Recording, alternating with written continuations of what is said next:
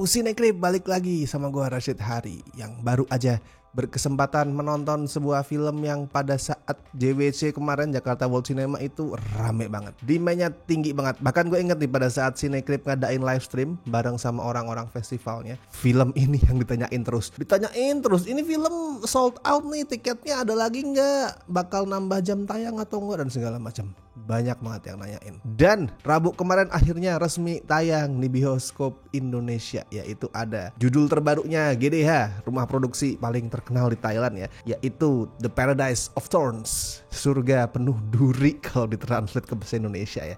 Yang ini juga jadi debut acting layar lebarnya Jeff Satur. Nah, ini gue jujur gak kenal itu siapa ya, sorry para fansnya, gue gak kenal. Tapi gue tahu dia semacam penyanyi ya, mungkin idol gitu kali kalau nggak salah. Dan di sini dia baru melakukan debut acting layar lebar. Dari yang gue tahu dia itu pernah acting di beberapa TV series ya, tapi di sini nih baru untuk pertama kalinya dia acting di layar lebar di film. Dan si Jeff ini memerankan karakter yang bernama Tongkam. Dia itu pemuda yang bermimpi meraup sukses dari kebun duren yang dia bangun bareng pacarnya yang namanya adalah Sek. Ini cowok semua ya, alias mereka itu gay couple. Nah, si Tongkam itu sayang banget sama si Sek sampai dia itu rela buat ngasih hak atas rumah dan kebun duren yang mereka bangun ke si Sek itu. Jadi nama yang tercantum di surat kepemilikan rumah dan kebun duren itu adalah namanya Sek. Karena dia ngerasa, wah ini gue pengen ngasih hadiah lah, semacam kado buat pacar gue yang sangat gue sayang. Karena gue tahu nih si Sek dari dulu hidupnya tuh melarat, susah, harus ngirim duit ke emaknya di kampung tiap bulan. Jadi gue kasih lah surat-surat ini, hak-hak kepemilikan ini ke dia gitu Tongkam mikirnya. Tapi masalahnya gini, ini film kan dibikin sebelum Thailand itu secara resmi melegalkan gay marriage ya. Hukum yang melegalkan itu kalau nggak salah udah dilegalkan sekitar bulan Juni tahun ini, tapi baru bisa resmi diterapkan itu Januari tahun depan 2025. Tapi filmnya ini kan dibikin sebelum semua itu terjadi, sebelum gay marriage itu legal. Nah makanya si Tongkam dan Sek di film ini mereka nggak bisa nikah. Secara resmi pernikahan mereka itu nggak diakui sama negara. Jadi ya di mata hukum mereka ini cuman temen. Jadi ceritanya si Sek itu mengalami kecelakaan. Dia itu jatuh dari pohon duren yang akhirnya bikin dia koma dan harus operasi secepat mungkin. Masalahnya karena secara hukum si Tongkam itu bukan suami sahnya Sek. Dia gak bisa ngasih ACC, gak bisa ngasih persetujuan buat operasi itu. Mau dia ngomong gimana, saya adalah suaminya loh, bener loh, ini gua nih udah nikah sama dia, ya tetap secara hukum gak sah. Dia gak bisa ngasih persetujuan, operasi gak bisa dilakuin. Nah langsung kelihatan kan bukti nyatanya bahaya yang bisa terjadi kalau misalkan sistem itu gak diubah. Yang bisa ngasih ACC buat operasi adalah emaknya si Sek yang namanya Saeng. Tapi si emak ini rumahnya jaraknya sampai 4 jam dari rumah sakit dan dia gak punya kendaraan, dan akhirnya si Sek itu meninggal. Yang gue rasain di awal tuh filmnya damai banget ya, kayak kebanyakan film Thailand yang bukan komedi konyol kan ya. Film Thailand kan jago banget tuh ngasih suasana yang damai, apalagi kalau settingnya itu di deket alam. Kayak ini kan deket alam tuh, di deket hutan, di kebun duren. Nah itu situasinya bener-bener damai. Film Thailand tuh jago seperti itu. Sineas-sineas itu kayak punya apa ya, kepekaan gitu buat menghidupkan koneksi spiritual antara manusia sama alam. Karena kan di sana kan spiritual banget tuh. Alam tuh ya bukan sebatas alam, tapi dia itu semesta yang punya kekuatan lah, bisa mempengaruhi kehidupan kita dan segala macam. Dan itu kerasa banget di sini. Gue bisa ngerasain gimana karakter utamanya si Tongkam itu kan bener-bener ngerawat kebun duren dia dengan kasih sayang tuh, cinta banget dia. Makanya dia ngasih semua cinta dia ke buah itu, ngasih cinta dia tuh ke alam. That's why alam tuh kayak semacam membalas cinta dia gitu. Gue ngerasanya, gue nggak tahu ya. Gue ngerasa sutradaranya tuh bener-bener pengen membangun koneksi antara manusia sama alam gitu. Jadi kayak si Tongkam itu ngasih cinta dia ke alam, dan alam ngasih cinta mereka balik ke si Tongkam dengan hal-hal simpel. Tapi ya kayak kita bisa dengar daun-daun yang ketiup angin, terus cicak yang bunyi kadang-kadang, sampai apa sih, rumahnya kan terbuat dari kayu tuh. Nah kita bisa ngedenger derit kayunya pada saat ada orang jalan. Somehow itu kerasa damai, kayak muncul kedamaian karena ada keseimbangan antara manusia dan alam, saling melengkapi, saling mengisi, saling membantu, simbiosis mutualisme gitulah. Tapi kayak yang selalu terjadi, keseimbangan itu akhirnya rusak ya pada saat manusia itu mulai memandang alam semata-mata sebagai cara buat nyari duit, buat dieksploitasi. Jadi nantinya terungkap kalau Seng, ibunya si Zack, pengen mengambil alih rumah dan kebunnya Tongkam. Dan dia nggak sendiri tuh, dia ditemenin sama cewek yang namanya Mo. Dia itu cewek yang udah ngerawat Bu Saeng ini selama 20 tahun. Jadi mereka berdua itu pengen mengambil alih lah rumah sama kebun durian itu dari Tongkam. Karena ya secara hukum memang sah. Kan kita udah gue bilang tuh, nama di surat kepemilikannya itu namanya Zack. Kalau dia meninggal ya hak miliknya pindah ke pasangan. Tapi kan di sini Tongkam bukan suami sah. Dia nggak punya hak. Makanya Zack meninggal itu pindah ke emaknya. Kacau dah tuh, kacau banget. Dan akhirnya mereka rebutan, saling berebut harta, berebut hak milik, berebut kebun duren. Dan yang gue suka nih, begitu konflik rebutan warisan itu muncul, atmosfer damai yang tadi gue deskripsiin tuh, alam dan manusia ada keseimbangan ini itu hilang. Langsung sutradaranya itu ngubah approach dia. Karena di situ simbiosis yang tadi gue bilang emang udah musnah, udah hancur tuh. Manusia udah nggak lagi menghargai, mencintai alam dan memandang alam itu sebagai cara buat cari duit. That's it. Dan konfliknya itu astaga. Gue nih kalau nonton The Paradise of Thorns di TV atau di PC, mungkin gue udah ngebanting barang anjir.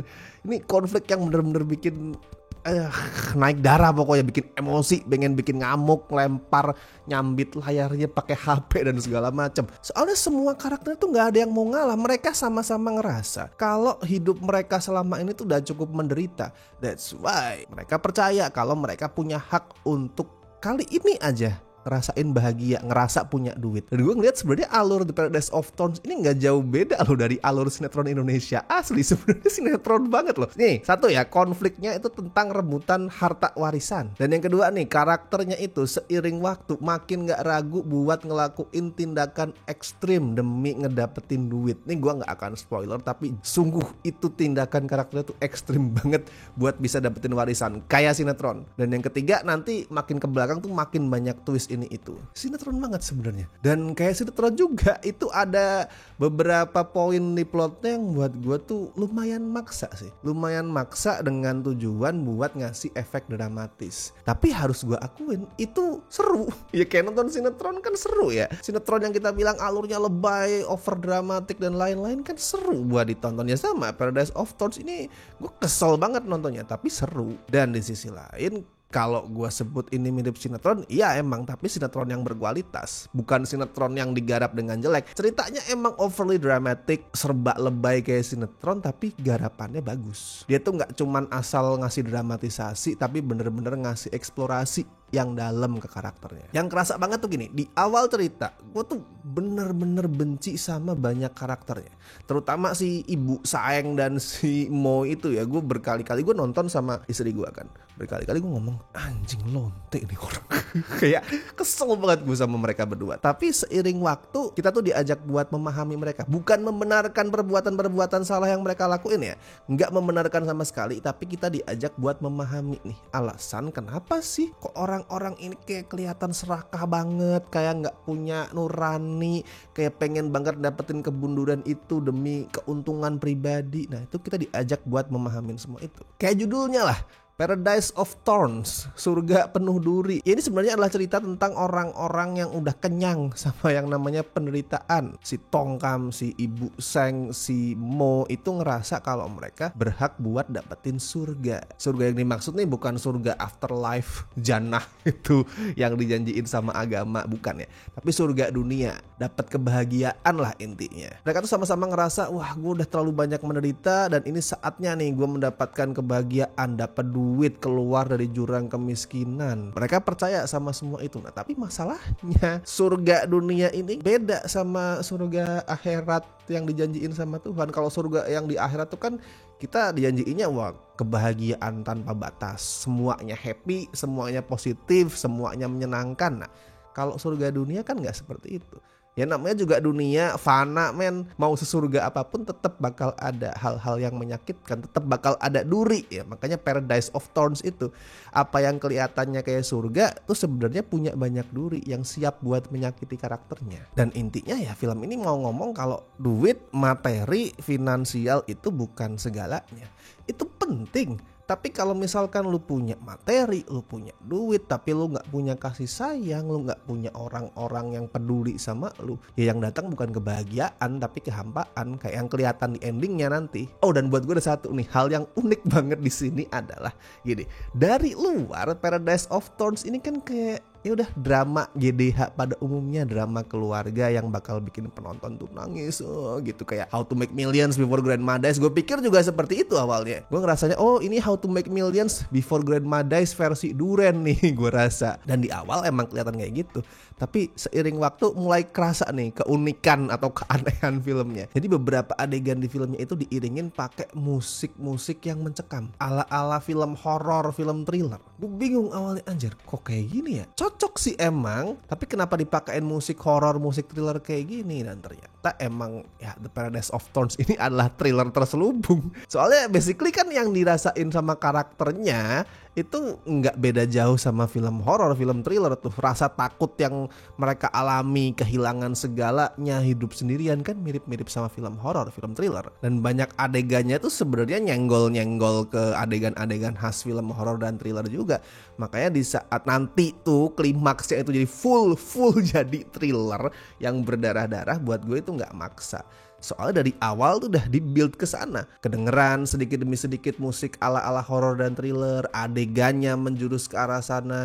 Jadi pada saat klimaksnya full masuk ke ranah thriller, fine-fine aja buat gue, nggak maksa. Well, kalau skor buat Paradise of Thorns bisa gue kasih 7,5 dari 10. Jadi silahkan ditonton, karena seperti biasa ya film-film alternatif seperti ini layarnya pasti nggak akan banyak. Walaupun gue rasa ini nggak secepat itu hilangnya karena ada fans-fansnya Jeff Satur tadi itu ya. Tapi tetap segerakan tonton di bioskop, karena biar bagaimanapun ini bukan film yang dirilis secara luas, bukan film yang dapat ribuan layar gitu, enggak. Jadi silahkan segerakan ditonton di bioskop. Dan buat yang nonton silahkan tulisin review kalian soal film ini seperti apa di kolom komentar, bebas berkomentar apapun itu. Seperti biasa gue ingetin jangan lupa like video ini, subscribe Cinecrip, dan buat teman-teman yang pengen ngebantu kami dengan kasih donasi seikhlasnya, as always ada berbagai cara, ada super thanks, Saweria, dan lu juga bisa join membership sesuai dengan tier yang telah tersedia. And thank you so much buat teman-teman berikut ini dari tier BST dan La Familia yang sampai sekarang masih setia